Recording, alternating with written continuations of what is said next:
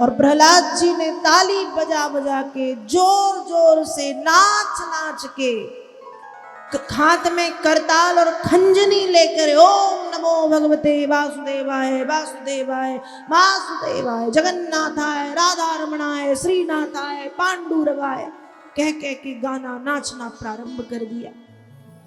और वैसे ही उनके वो गुरुकुल के शिष्य भी नाचने लगे। इतने में गुरुजी आ गए। अब जैसे ही गुरुजी ने देखा कि गुरुकुल में तो खूब भजन चल रहे हैं, तो मन में डर लगा कि अभी हिरण्यकश्यप को पता चला तो ये प्रहलाद तो मरेगा, हमको भी मरवा देगा। इसलिए प्रहलाद जी को रोकने के लिए आगे बढ़े, हाथ पकड़ा। और जैसे ही हाथ पकड़ा, उन नारायण नाम का ऐसा प्रभाव था कि वे संडामर्क जो गुरु थे वे भी नाचने लगे। ओम नमो भगवते वासुदेवाय। थोड़ी देर के बाद उसी दिन हिरण्यकश्यप ने अपने तो दूत भेजे, जाओ देख के आओ प्रहलाद क्या कर रहा है। अब वो आए, देखा तो बस सारे शिष्य प्रहलाद गुरुजन नाच रहे हैं कीर्तन। इन्होंने रोकने की कोशिश की, जैसे ही आगे बढ़े हाथ पकड़ा प्रहलाद का तो ये दूत भी नाचने लगे। हिरण्यकश्यप ने अब तो सैनिक भेजे, उन रोकने की कोशिश की, हाथ पकड़ा तो ऐसा नारायण नाम का प्रताप की वे भी नाचने लगे। कोई महाराक्षस ही होगा जो कीर्तन में कीर्तन ना गाए या ताली ना बजाए। तो जो जो आए सब नाचे सब नाचे सब गाए सब गाए। और फिर जब खूब विलंब हुआ, हिरण्यकश्यप स्वयं आया। जब स्वयं आया और आश्रम का उसने वातावरण देखा कि नारायण का नाम गूंज रहा है, गुस्से में लाल होकर प्रहलाद के पास पहुंचा, हाथ पकड़ा। अब बताओ क्या हुआ होगा। जिसने प्रहलाद को स्पर्श किया वही नाचने लगे। ये नाचा होगा, ये इसने कीर्तन किया होगा, बताओ जल्दी से, हाँ या ना, किया होगा या नहीं? सिर तो हिला दो। हाँ किया होगा। मैंने कहा ना कोई बहुत बड़ा राक्षसी होगा, तो ये वही था। इसने नहीं किया। नाम का प्रभाव सबके ऊपर तो पड़ गया, लेकिन इसके ऊपर नहीं पड़ा। क्यों? क्योंकि ये फ्यूज बल्ब था। अब बल्ब फ्यूज हो जाए, उसमें कितना करंट पहुंचाओगे, वो जलेगा नहीं, फूट ही जाएगा। तो जब नारायण नाम का करंट पहुंचाया गया तो उसने कीर्तन नहीं किया। ये जोर से चिल्लाता है, बंद करो ये सब। और बस उसी दिन प्रहलाद का हाथ पकड़ के ले गया। और उस दिन के बाद से हिरण्यकश्यप ने प्रहलाद जी को मारने के न जाने कितने कितने प्रयास किए हैं। पहाड़ से नीचे फेंक दिया, नारायण ने आके गोद में ले लिया। भूखे शेर जो जंगल से पकड़ा गया, एक ऐसा भूखा शेर उसके सामने डाला, लेकिन वो भूखा शेर भी प्रहलाद के सामने पूछ लाता वफादार कुत्ता बनके प्रहलाद के पैरों को चाटने लगा। जहरीले सर्प बिच्छुओं के बीच में छोड़ा तो वे भी केचुए बन गए प्रहलाद के सामने। और उसकी बहन है होलिका, उसको वरदान दिया है ब्रह्मा जी ने कि तुम जलोगी नहीं। एक ऐसा एक अंग वस्त्र दिया है कि इसे धारण करके तुम यदि आग में बैठोगी तो जलोगी नहीं। लेकिन यह भी कहा है कि वरदान का दुरुपयोग करोगी तो जल जाओगी। और वही इसने कर दिया। प्रहलाद जी को गोद में लेकर के बैठ गई। अब भक्त को गोद में लेके भक्त को कष्ट देने बैठी है। और क्या हुआ, होलिका जल गई, प्रहलाद जी सकुशल अग्नि से बाहर। गरम लोहे के खंबे में बांधा तो वो गरम लोहे का जो खंबा है, स्तंभ है, वो भी प्रहलाद को शीतलता दे रहा है। जहर दिया गया तो वो जहर भी अमृत बन गया। अंत में थक के हार के हिरण्यकश्यप ने प्रहलाद को एक काल कोठरी में बंद किया और कहा इसे कोई भोजन नहीं देगा, अपने आप पड़ा पड़ा ये मर जाएगा। ठीक है, 2-4 दिन बीते भूखे। भगवान सब देख रहे थे। मैया लक्ष्मी से कहा कि आप माँ हैं? हाँ हूं। माँ पुत्र को भूखा नहीं देख सकती, देखो वो भूखा है 4 दिन से। लक्ष्मी जी ने भी थाल में 56 भोग सजाए और काल कोठरी में पहुंच गई। प्रहलाद को हाथों से भोजन पवा करके थाल वहीं छोड़ के बाहर। अब प्रहलाद से मिलने उसी दिन हिरण्यकश्यप आया कि देखूं कैसी स्थिति, मरा या ना नहीं मरा। तो देखा प्रहलाद जी भजन कर रहे हैं, सामने थाल पड़ा है, उस थाल में 56 भोग रखे हैं। हिरण्यकश्यप फिर लाल पीला होके गुस्से से कहता है, बताओ मेरे मना करने के बाद भी तुमको किसने भोजन दिया? प्रहलाद जी कहते हैं, वाह पिताजी, कैसी कैसी बात करते हो आप। मतलब कहा माँ का गर्भ तो इतना छोटा सा होता है, उस छोटे से माँ के गर्भ में 9 महीने तक जो भगवान भोजन देते हैं, कैसी माया है उस प्रभु की कि जब एक जीव माँ के गर्भ में प्रवेश करता है, उसके आते ही माँ के आंचलों में दुग्ध की व्यवस्था भगवान करते, उसके भोग की, उसके आने के पहले ही उसके भोजन की व्यवस्था है। कैसा विज्ञान है ये प्रभु का। तो प्रहलाद जी ने कहा, इतना सा माँ का गर्भ, उस छोटे से माँ के गर्भ में 9 महीने तक जो रक्षा करते हैं, क्या इतने बड़े कमरे में आके रक्षा नहीं कर सकते या भोजन नहीं करा सकते? हिरण्यकश्यप ने कहा, क्या तुम्हारे भगवान यहाँ आए थे? प्रहलाद जी ने कहा, लो फिर वही बात, अभी इतने देर से क्या मैं समझा रहा हूं, फिर कह रहे हो आए थे। पूरी रामायण सुना दी, अंत में पूछते हो राम जी कौन थे? तो ये भी कोई बात है? मैंने क्या कहा, उनको आने की जरूरत नहीं है, उनके बिना आए ही सब होता है। और यदि आप पूछ रहे हैं कि वो कहाँ हैं, तो वे कहाँ नहीं है। कहते हैं ना, है कण कण में झांकी भगवान की, किसी सूझ वाली आंख ने पहचान की। कहाँ नहीं है? हरि व्यापक सर्वत्र समाना, प्रेम ते प्रगट हो ही मैं जाना। सर्वत्र है।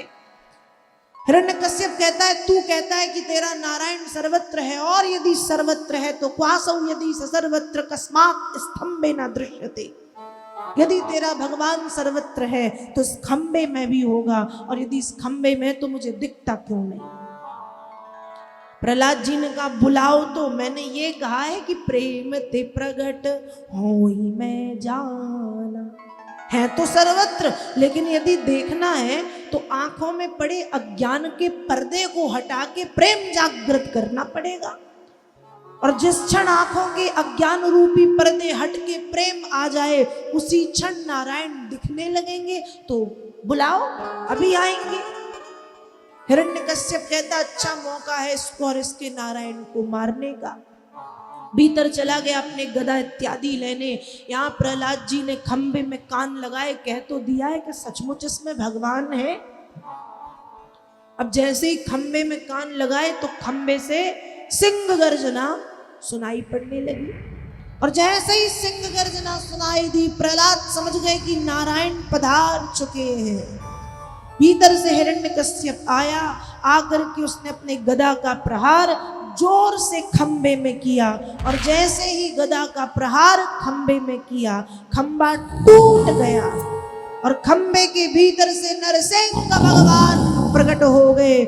बोलिए नरसिंह भगवान की, भक्त वत्सल भगवान की। खंबे के भीतर से नरसिंह भगवान गर्जना करते हुए प्रकट हो गए। प्रहलाद ने देखा भगवान का वो स्वरूप, तो एक बार प्रहलाद भी कांप गए, ये क्या है? हिरण्यकश्यप ने देखा तो वो भी भयभीत है, ये क्यों, कौन सा स्वरूप है? मैंने तो आज तक विष्णु को उस रूप में नहीं देखा। कांपने लगा वो भी, लेकिन कहता है, अरे तुम क्या मारोगे, मुझे वरदान है, दिन में मरूंगा ना रात में। भगवान ने कहा, तो एक बार बाहर देख, दिन है या रात।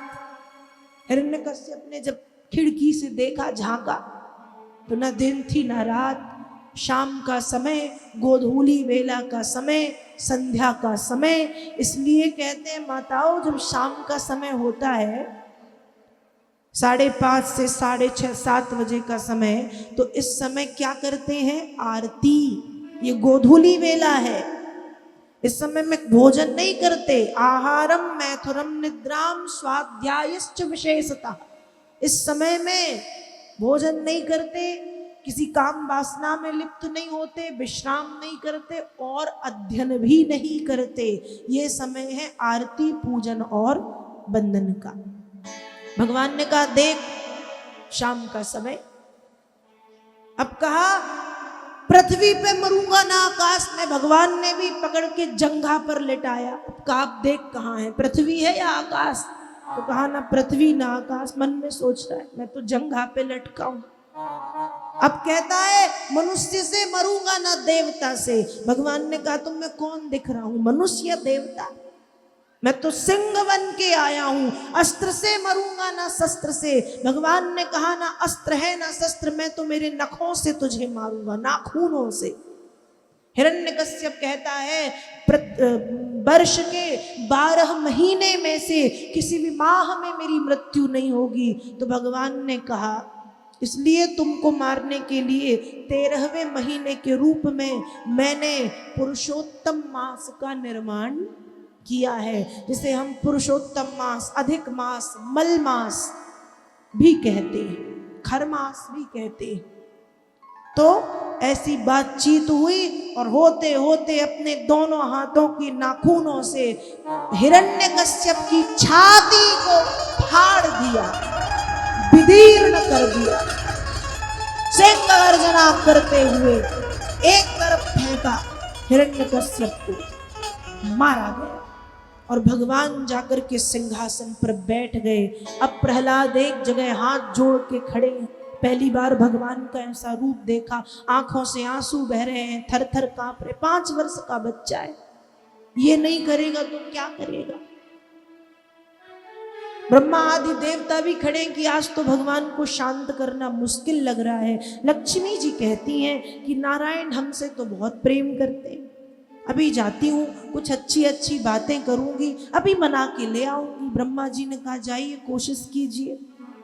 अब लक्ष्मी जी जब पहुंची, पहुंच भी नहीं पाई, आधी दूर से ही जब भगवान ने एक गर्जना की तो उल्टे पैर लक्ष्मी वापस। ब्रह्मा जी ने कहा क्या हुआ? कहा आज मेरे बस में नहीं है। किसके वश में है? कहा वो खड़ा है जो हाथ जोड़ के छोटा सा, उसके वश में है। कौन? भक्त के वश में है, प्रहलाद के वश में है। यदि कोई मना सकता है, यदि कोई शांत कर सकता है तो केवल वही है।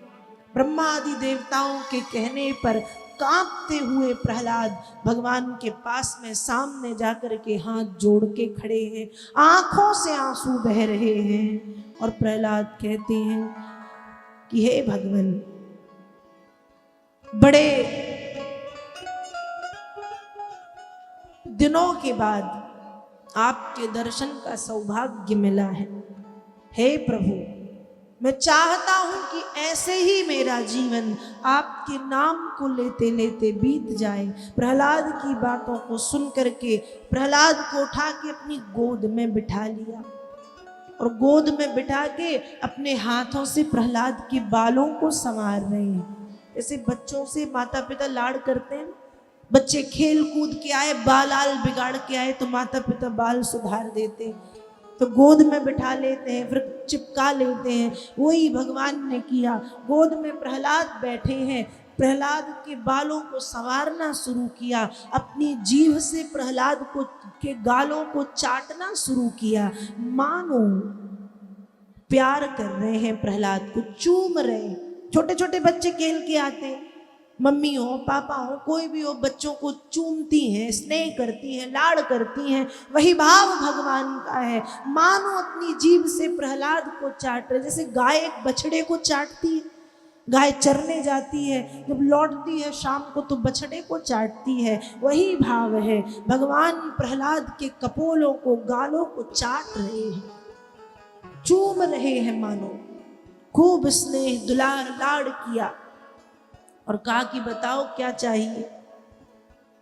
प्रहलाद जी कहते हैं कि हे भगवान, जब ना मिलो तो कामी बन करके चाहूं। जैसे कामी काम और स्त्री के पीछे भागता है, जब ना मिलो तो कामी बन जाऊं, और जब मिल जाओ तो जैसे लोभी धन को छिपा के रखता है, वैसे ही जब आप मुझे मिल जाओ तो मैं लोभियों की तरह आपको छिपा करके रखूं। अर्थात हे नारायण, मेरा सुबह, मेरी शाम, मेरी रात आपके नाम को गाते गाते व्यतीत तो हो जाए। ये वरदान प्रहलाद जी ने मांगा है। भगवान ने प्रहलाद जी को ऐसा ही वरदान दिया, और इस तरह से हिरण्यकश्यप की रक्षा की प्रभु ने। प्रहलाद जी को दर्शन दिए, भक्त की रक्षा की। तो बोलिए भक्तवत्सल भगवान की जय।